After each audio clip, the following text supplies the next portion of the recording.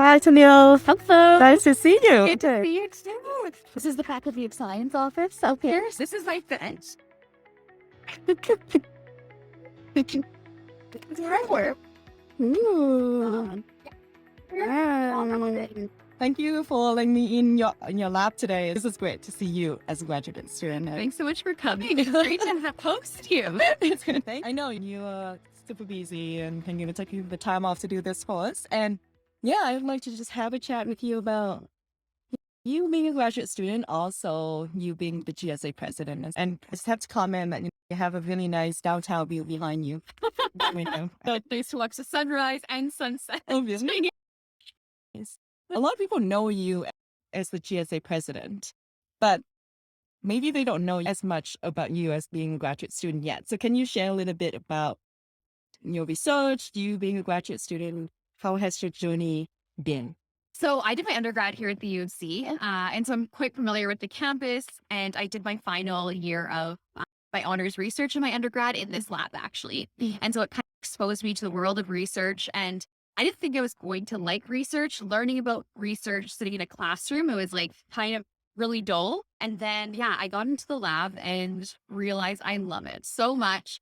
And so when it was coming to the end of my undergrad degree, my supervisor for my honors thesis offered me a graduate school position to do my master's here. And so in 2019, in the fall, I started my master's. I'm doing slightly different research than what I did in my undergraduate degree, but still in kind of the biochemistry realm. And yeah, shortly after that, it took about 3 days until I decided I would be interested in switching into my PhD. And so recently in spring of 2021, I transferred from my master's to my PhD here and did my candidacy this past summer. So it's been a total whirlwind, but it's been spectacular. Definitely a different graduate student experience than I thought I was going to have, given that I started pre-COVID and kind of have done majority of my graduate degree in COVID times, but wouldn't change it. Still really enjoying it. Awesome. Yeah. Thank you. And can you just give us a quick rundown of what your day looks like being a graduate student, but also the GSA president? For sure. So it's super busy. It's really all about trying to balance school and making sure that your research progresses, as well as meetings and kind of the demands on you as a student representative. Something that's been spectacular is the ability to attend meetings all over, the province as well as the country. The GSA president pre-COVID would have to go to Ottawa or to Edmonton quite frequently to go to the legislature. And I think I take that as a fortunate piece. There's obviously pros and cons to it, but being able with the COVID environment to attend things over Zoom has been really great. It's allowed me to balance research progression where I can come in early, get some experiments running, have some meetings, and then pop back and forth, as well as sort of ensuring that there's time blocked off to just focus on being a student, as well as the bigger days to just focus on being the president of the GSA. Yeah. And I know that it has been a completely different experience for you as the GSA president with COVID. Like, I don't think you had worked a lot in the office, the GSA office before, and a lot of meetings are being done over Zoom. But can you just capture like what are the highlights that you had for this GSA president role for this year? For sure. Definitely, it's been a different experience. And I can't speak too much to it because I was elected in March 2020, which was the kind of transition month. And then had only really been a part of the GSA while online. But some of the benefits have really been getting to know tons and tons of graduate students here at the university. There's lots of people who are passionate about ensuring that student supports exist. And so really making that network of connections. And it's also a really unique position to have just different influence in the university structure. So as the Graduate Students Association president, you sit on the board of governors and you're the one graduate student vote for a lot of the big decisions happening at the university, things like tuition increases and being just at the table for different major discussions.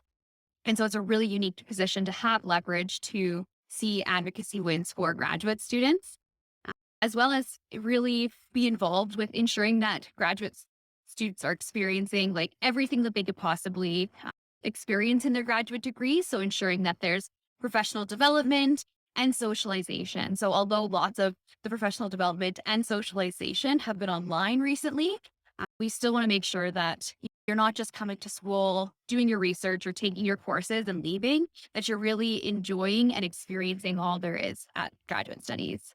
So I know that this past semester we worked a lot on the tuition and fee consultation with the University of Calgary, and we had got some advocacy wins in that area. Could you please share some of that process with us and how you got to the end?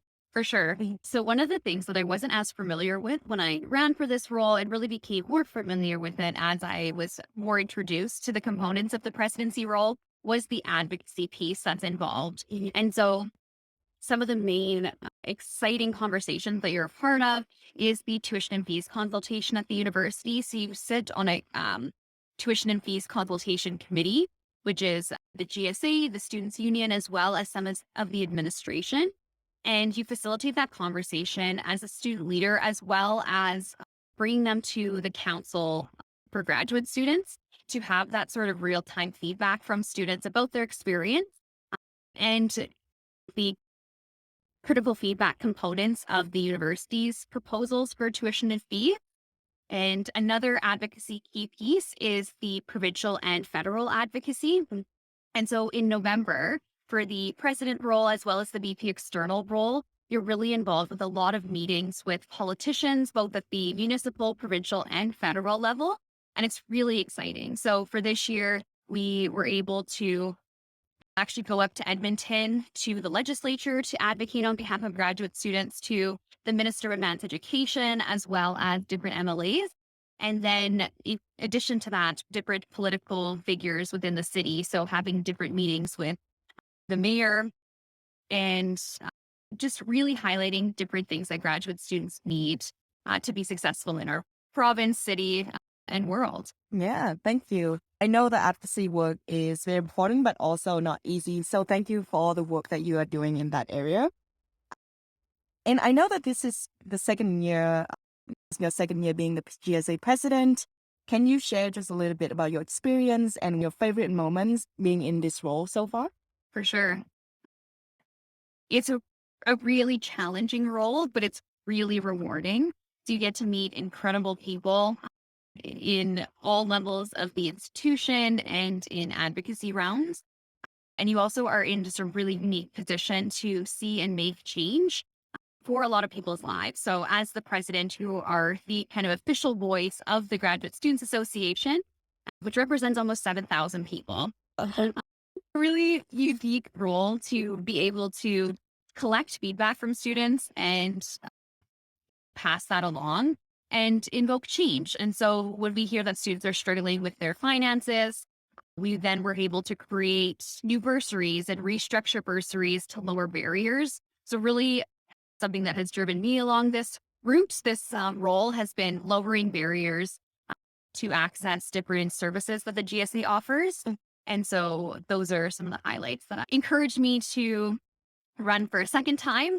And I know being a graduate student and being the GSA president are like so difficult. And I know that you need to work extra hard to balance your work life and also your personal life and also your school life. So can you share just a little bit around how do you do that? What tips do you have? What kind of strategies or what kind of activities you do to keep your mental health, but also your physical health in shape? for sure, yeah. So I would not claim to be an expert on work-life balance at all. It's a process. It for sure, this role has, pushed me to my limits of understanding that work-life balance. And really two pieces that I've learned from it of trying to balance home life, hobbies, physical, mental health, school, and student elected role has really been time management, really finding those time blocks and ensuring that they stay time blocked for what you anticipate you would be doing, as well as delegation. So there's so much demand on you as in all these different realms. And so really identifying what are these key pieces that I need to be doing and what can I ask for support on. And I think students really do have a hard time because all the graduate students that I've met are just such incredible people and they are like superhumans, but they also could use that support. And that's something that I've been really trying to learn and implement into my own life and ensuring that I'm taking care of my well-being as well. There's a lot of long days in this role. And some of the things that you need to make sure that don't get missed are the eating, the sleeping, and making sure the best version of yourself to be able to go out and do all these things. And do you have any particular hobby that you have at home that help you to de-stress and relax? Yeah, I really enjoy taking care of things. And so I have a lot of plants that rely on me to water them, make sure they're doing well, prune them, etc., as well as a fish tank with like a few dozen guppies. Oh, And so I really enjoy that, as well as just being outdoors. It really grounds me. And so I have lots of hobbies like hiking, skiing, trying to get out to the mountains. And I have a niece pup that I take on a lot of walks. So oh. it's been just trying to ensure that you take time for yourself. That's great. I think given you're very busy and you also pick up a lot of hobbies, hopefully that it helps you a lot in your personal life.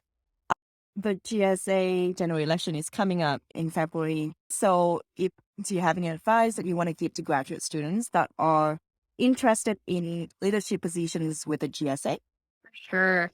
So the advice I would give is to really think about what you want to get out of the role and make that list, create a professional development plan because there's already a lot that's demanded of you as a graduate student. And so to add things on top of that, you really need to be quite passionate about it and think about where that's taking you in life.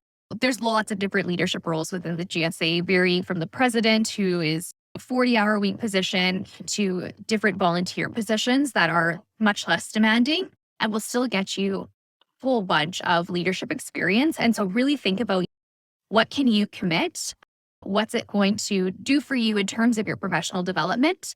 And is it going to create any friction? Like as a thesis-based researcher, I want to make sure that I'm making my milestones as a researcher and ensuring that I'm working towards my thesis and I'm not pushing back too much research.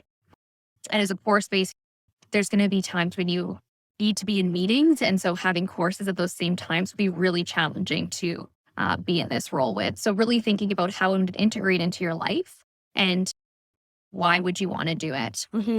Yeah. And for the president role, if someone's interested, could you explain like how they can learn more about the role? Oh, for sure. So we do have a handy little sheet. If you go to the About Us page on our website, there is a little button that says learn about the general elections. And if you click on that on the elections page, there's actually lots of documentation, but there's specific outlines of kind of the expectations of each role. So the president and then the 4 VPs and then the associate vice president lever. And so I would really encourage you to read those. We will also be having some events where you can come and meet with us and have a chat about would this role really fit your life. And so I really encourage you to do that. And there's just up to 7,000 people that could run for these roles. So I discourage a little bit more the reaching out to me directly unless you're super serious, because it'd just be challenging to have a really thorough conversation with all 7,000 people. Okay. Thank you so much, Tanille, for taking the time today and talk to me. And I wish you a great holiday break and we'll see you later in the new year. Thanks so much, Tao. Bye. Bye.